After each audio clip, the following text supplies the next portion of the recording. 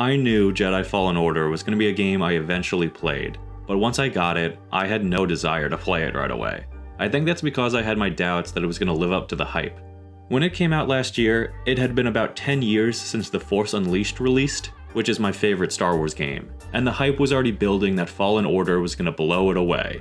There were already a number of similarities between the two games shown just in the marketing. It was going to take place in about the same time period as The Force Unleashed. You play as a Padawan learning the ways of the Force, flying across the galaxy on a ship with a small but quirky crew, and the main character is trained by yet another surviving Jedi Master who fortunately guides the young hero on his journey. It just seemed like it was going to tread on some very walked over ground, while also stepping on the legacy of my favorite Star Wars game in a way that implied it was lesser. So after months, I finally gave Fallen Order a shot. I completed the whole game through, I gave it a fair amount of time, exploring what I can and collecting the cosmetics I could find. I wanted to level up as much as I could. I beat the game, putting in about 30 hours, then I put it aside and did another quick 25-hour run through 2 months later. It's been a week since I beat the game for the second time, and after all that, I have no regrets waiting this long to play it. The game isn't bad, but it isn't exciting. I know that all the elements of a well-made game are there, but the game continuously frustrates me. It had a lot of pressure riding on it for being the first third-person Star Wars Jedi adventure game to come out in the EA Disney era, and I think that may be unfairly contributing to my feelings on this, but at the same time being that first Jedi game from those two industry titans means that they had the resources to exceed that pressure. Jedi Fallen Order isn't at all a bad game, though I'm disappointed with it. If you're just curious about my rating on the game or whatever, I'd say it's a 6.5 out of 10. Not bad, but still, 65% isn't great. To put that in context, I'd recommend it to a friend who I know likes Star Wars already, but I wouldn't tell them to buy the game for more than 20 bucks. For someone who doesn't know anything about Star Wars, I'd tell them they should try it if they could get it for free. It's a 6.5 out of 10 for me, as someone who has loved Star Wars his whole life, but I don't think there's much here for someone who isn't already invested in the franchise. It's definitely not a great jumping on point. For the rest of the video, I'm going to be going over some different elements of this game that I want to specifically highlight as areas of frustration for me, which will more accurately explain the problem I have with this game.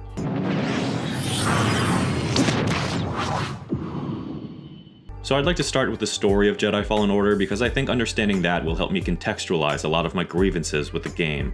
In the greater Star Wars timeline, Fallen Order is set 5 years after Revenge of the Sith. By this point, the Empire has pretty much secured its grip, and Imperial rule is enforced by legions of stormtroopers dispatched to every corner of the galaxy. The Jedi have been purged, mostly, and only small inklings of rebellion pop up against Imperial rule. You play as Cal Kestis, a former Jedi Padawan who managed to survive the Jedi Purge and escape into obscurity. He lives in hiding, working on a scrapyard. He's a completely original character with a completely original arc that hasn't been done before in the exact same time period over at least 2 popular entries into the franchise already. Any similarity between Cal and Caleb Doom are totally surface level. I mean nothing about their escape from the clone army and hiding in manual labor jobs while keeping their abilities a secret could be compared in any way. I mean, come on. They couldn't even at least name this guy something that isn't just a shorter version of almost the same in-canon character's name? What the fuck is this about? It's like having a chosen one character fall to the dark side at the rise of the Empire but name him Anna and dismiss any similarities because where their story goes after the similarities is different. There's an entire story group that monitors Star Wars now, right? You guys let this go through? Maybe try a little harder. Anyway, so right out of the gate, the sheer existence of Cal puts a bad taste in my mouth due to his overwhelming similarity to Caleb Doom, aka Kanan Jarrus, the best character from Star Wars Rebels. But let's see who else we've got in the mix. Okay, we have a little fun alien guy named Grease, who is the pilot of the ship. Hey, he seems like a cool, wacky Star Wars character. I'm sure we're gonna get to know him well. Oh, and we have another survivor of the Jedi Purge. How convenient. But she's a master who has cut herself off from the Force. Her name is Seer, and she is boring as fuck. It's hard to talk about Seer at all without discussing another character, which doesn't bode well for this character, but whatever. And that character is her former apprentice who turned to the dark side, Trilla, the second sister of the Inquisitorius. So we've got ourselves another classic master and apprentice misunderstanding here. I can only wonder how this story will go. All I can really tell you about Seer is that she cut herself off from the Force after being captured by the Empire and giving away Trilla's position. In turn, Trilla was tortured and agreed to join the Inquisitors. Then, Seer learned of this and exploded in a rage and killed all the Imperial guards in the room and escaped the Empire. I guess after that she decided to cut herself off from the Force for giving into the dark side temporarily. Really, Seer and Trilla have absolutely no reason to have any conflict. They were both put into hard situations that the other should understand, but their fractured relationship essentially defines the drama of this entire game. Because of course, Trilla is there the whole time just trying to convert Cal to the dark side, because I guess that's all dark side people know how to do. Rounding out the cast, there's the mandatory droid named BD1, who is a little sweetie pie, and I've got nothing bad to say about him at all. He served his cute little purpose. From here, I'm going to do my best to not actively spoil every beat of the story, but this game did come out like a year ago, so I'm not too worried about your innocent, unique ears. The plot picks up with Cal working on a scrapyard. After Cal saves his buddy in a workplace accident by using the Force, the Inquisitors show up searching for a Jedi. For those who never watched Rebels and have no idea what an Inquisitor is, they are essentially fallen Jedi that the Empire converted into being Jedi hunters. So buddy old pal gets the stabby stab and Cal books it. Luckily, he is saved by the dynamic duo of this lame-ass woman and her completely useless pal. Then the journey really begins when Seer wants Cal to go to this temple where her old master left a message for the Jedi, but she can't access it because she voluntarily cut herself off from the Force. So Cal goes, meets BD1, and learns that this Jedi Master hid a holocron containing information on Force-sensitive children so that the Empire couldn't find it.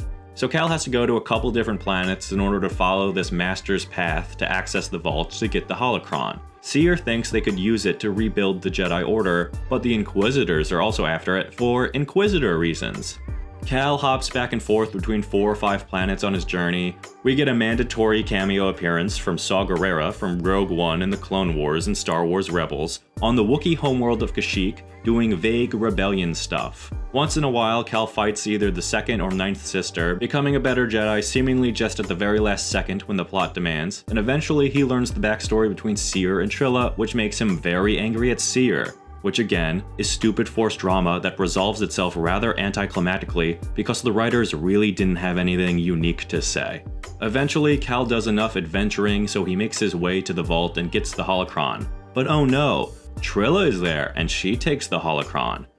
So Cal, Grease, Seer, and a Dathomirian Night Sister witch who joined the squad at the very last second assault the Inquisitor's fortress. At this point, Seer decides she's allowed to use the Force again, so she goes with Cal and fucks shit up. What an arc. Cal defeats Trilla, but then, Darth Vader shows up to be bad for 5 minutes. They escape Vader by hitting him with a wall of water, destroy the holocron that they've been looking for the whole game, and then the credits roll. I'm skipping over some beats, like another fallen Jedi turned to the dark side in a completely throwaway bounty hunter mission, but that's really because they have no impact on the story. Nothing really impacts the story, to be honest. Things just kind of happen. Cal does what is explicitly the right thing in every scenario and constantly improves as a Jedi. Then the game just kind of ends. Grease, the third main character of the story, doesn't even really have a personality other than vaguely gruff pilot. But then they try and act like he had a big arc at one point with him saying how Cal has changed his whole life. Dude, you're not even in the game. But that's pretty representative of the entire story. Why does everything feel so low effort? I mean, am I crazy? Does none of this just sound like pretty bare bones, generic young Jedi story to you? There's no stakes really, and none of the characters feel fleshed out or original enough to get you to care for them. It feels like the creators are just expecting your love of Star Wars to fill in the cracks in order to make this an enjoyable experience. But take Star Wars out, And this is a very basic, cliche, anticlimactic story. It doesn't push any boundaries, it really doesn't even add a new Jedi story for us to care about because it's just half Kanan's and half the Force Unleashed story put together. It's so thoroughly bland. When Vader showed up, it was cool, but that's just lazy member-berry audience manipulation we've seen before too. Fortunately, the gameplay is slightly more interesting and inventive than the story.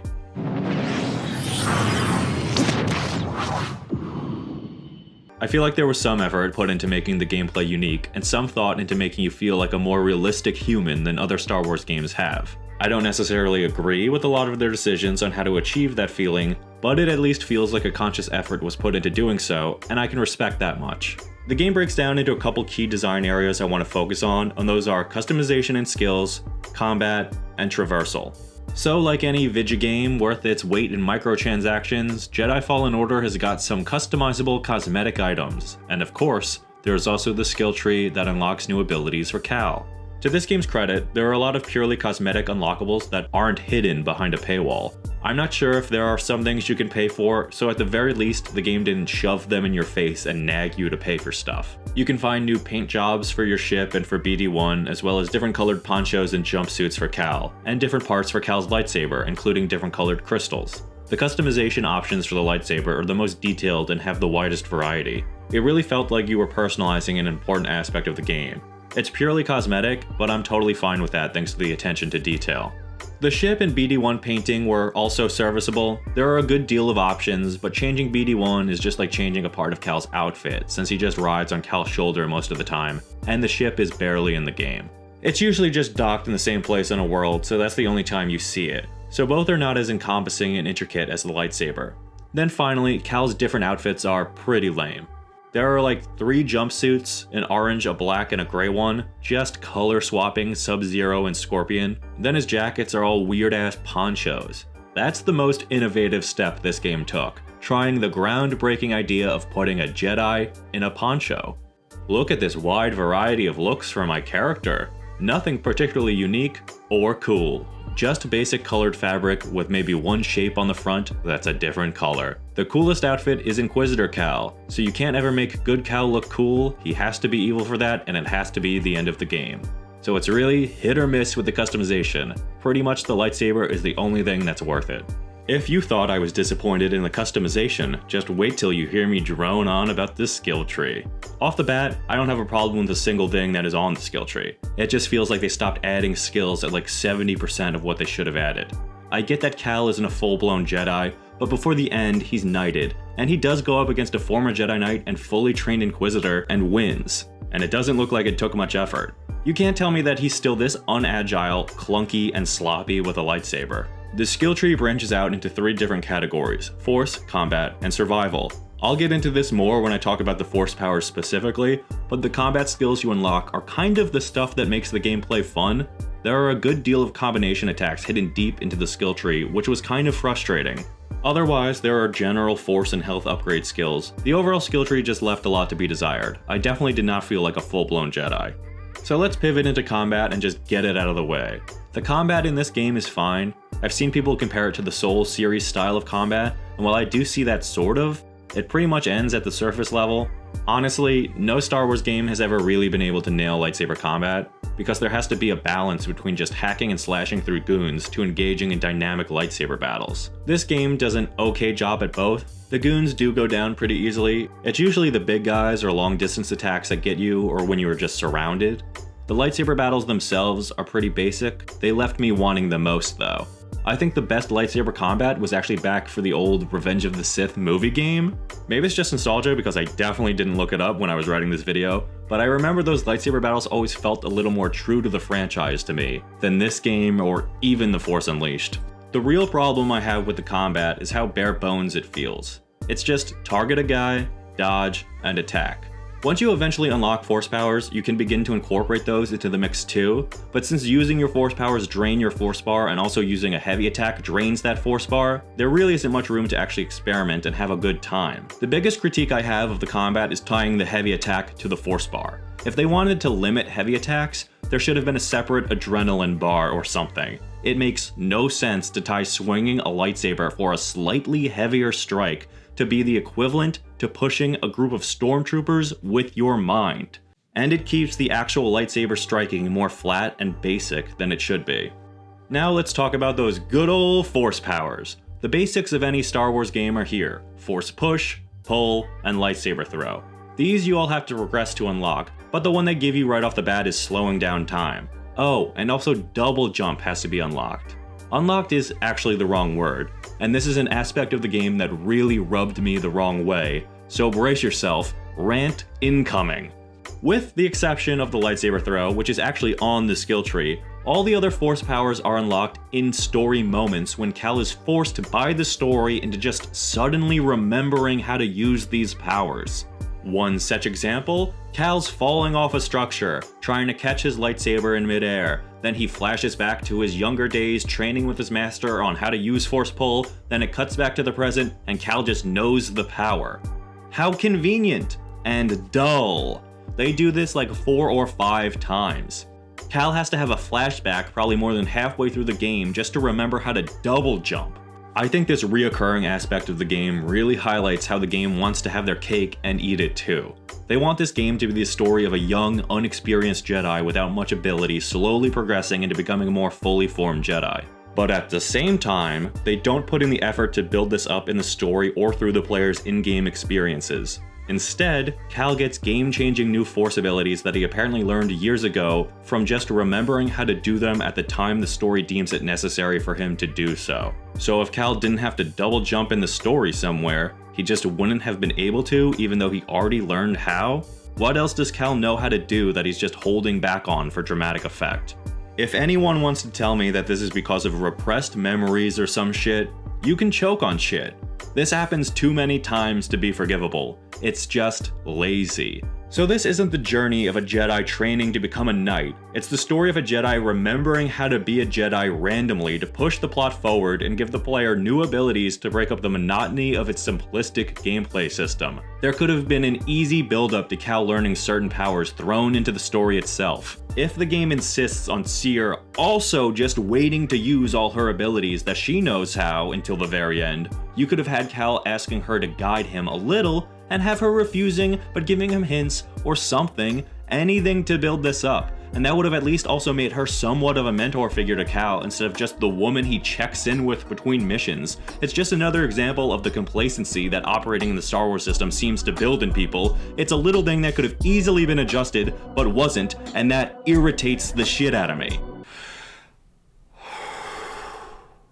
Rant over. Sorry I told you to choke on shit. So I don't have much to say about the boss battles. Most of them are just kind of sloppy duels with dark side users. Every once in a while you get to fight an ATST or a giant monster, but pretty much nothing to really write home about. But going back to my point on lightsaber combat, this game falls into the same problem that other Star Wars games do by having the bosses begin manipulating the environment or moving in strange ways that force the player to jump or dodge because the boss's attacks are mysteriously unblockable. I'm just really sick of being in the middle of a lightsaber fight and then having to jump to avoid a ring of dust that does like 25% damage if it hits me.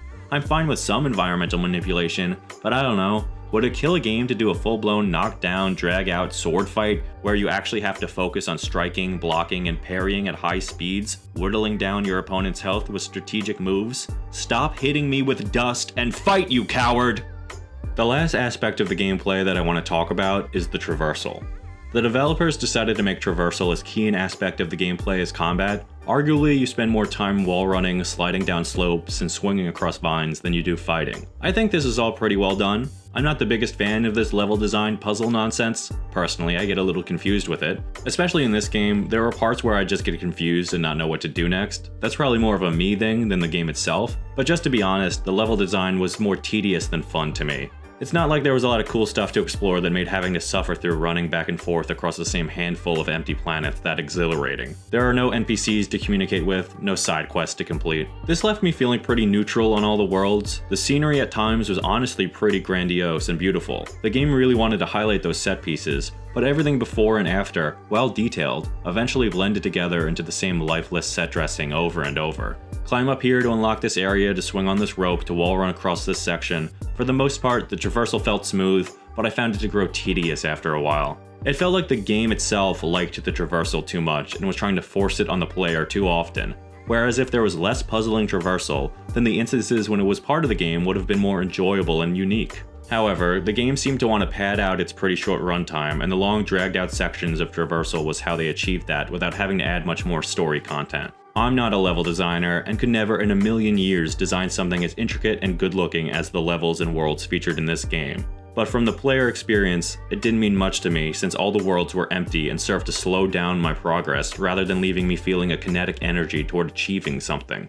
By the time I'd get to where the game wanted me to go, I often found myself having trouble remembering why I was even going there in the first place. So overall, the gameplay for Fallen Order was serviceable but not exciting. There were points, however, where everything was flowing really well together and I did have fun. Points where the traversal was dynamic and fast-paced enough and led directly into a combat situation where I was chaining together different combos with force powers and then I could run on without losing much momentum. The problem with this game is that it almost forces the player to slow down into clunky bits of repetition. But when everything is working well, it flows together very nicely.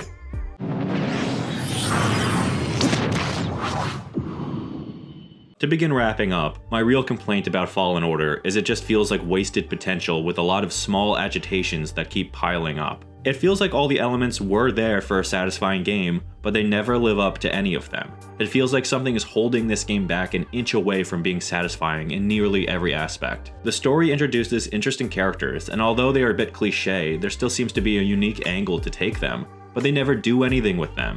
Grease has no arc, the Dathomirian witch has like a half arc that comes out of nowhere and doesn't amount to anything. Seer has the most arc and it's really just deciding to kill her student who became evil after she sold her out. Not exactly a satisfying arc. It could have been presented as a negative arc and been more interesting, but it isn't even played up for that. It's just presented as a change that I guess we should interpret as okay because Cal barely reacts to it. I don't even know what Cal's arc is. He just goes throughout the galaxy planet hopping and remembering things about his past that he has never once said to have forgotten anyway. Seer, I guess, is kind of training him along the way, but not really. She just says kind of innocuous things to Cal that are supposed to be mysterious and wise, but are really just bland nonsense. She's a horrible mentor. She's just lame. That's the problem. Everything just ends up being fucking lame. Cal can't even double jump until like 50% plus into the story? Fuck you! I'm playing a Jedi game to jump around. I know not all Star Wars games have to feature playable Jedi that do crazy shit, but this is a game centered around a Padawan training to be a knight in the height of the Empire. I'm gonna want to see him actually become capable. And I know that the game does hammer home that a theme of the story is that he isn't capable, at least in the grand scheme of things when compared to Vader, but then the entire story we've been on feels like one guy's journey to go from feeling incapable to beginning to finally feel capable to ultimately discovering that he is actually incapable. It doesn't feel like a full arc. It doesn't feel like anything is really resolved at the end except the second sister is killed, but literally no one sheds a tear nor cares. What was the point of the game? What is the story trying to say? It just feels like for the 25 hours of gameplay, we don't get much payoff. You aren't at all powerful with the Force, not even close to other Padawan we've seen. The entirety of this game feels like it should have been about 60 to 75% of a better game. The potential is there, but it doesn't follow through. The consensus I've been seeing online is that people are just happy to have a good Star Wars game, even if it's nothing mind-blowing. That makes me feel like if you take away the IP of this game, reskin some of the stuff to remove it from the Star Wars universe, then people wouldn't be as happy with it and likely not as forgiving. That's not how this should work. Take the Arkham games. They had IP and therefore money behind them, and they also used that to innovate and set new standards for superhero games. Star Wars has EA and Disney behind it. If you're gonna make a game about a big IP, then you should be using those resources to push the boundaries, or at least try and push the boundaries. This shouldn't have been some middling by-the-numbers Star Wars game just because the fanbase is watering at the mouth to get their hands on something halfway decent. This is even more upsetting because I think Respawn is one of the best studios in gaming right now. I was expecting them to do something great, but the entire game just felt like a massive missed opportunity on every level, and although it is technically a well-made and serviceable game, I'm let down because I can't think of any reason why it had to be okay instead of great. So those are all my long, rambling thoughts on Star Wars Jedi Fallen Order. It falls into a lot of the same traps that all of Star Wars has since being acquired by Disney. It lacks originality. But I also know people really like this game and will likely be foaming at the mouth to rip into me. So what did you think of Fallen Order? How do you compare it to the Star Wars games of old before the Empire? Do you like Cal as a protagonist, or do you think he's pretty bland? And what new Force power are you excited to suddenly remember in the inevitable sequel? Let me know in the comments. If for some reason you like this video, I do long video essays like this once a month and produce other weekly content such as movie reviews and reactions you may be interested in as well. Consider checking them out. Thank you for watching. Until next time, that's about that.